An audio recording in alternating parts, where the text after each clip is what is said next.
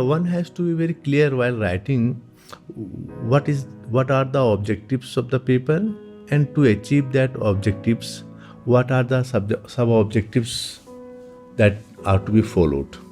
What happens usually when people used to write down the paper, they don't care much about the sub objectives. They focus only on the objectives, because to achieve the objectives, the objectives are also so important.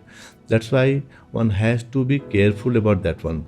Secondly, while writing the paper, the flow of writing should not be broken in the same para as well as in the sequence of paragraphs. Sometimes what happens, the people used to write the paper in such a way that we don't find the connection between the subsequent paragraphs. One has to be careful about this one. After writing this one, result and discussion sections should be thorough and elaborate as well.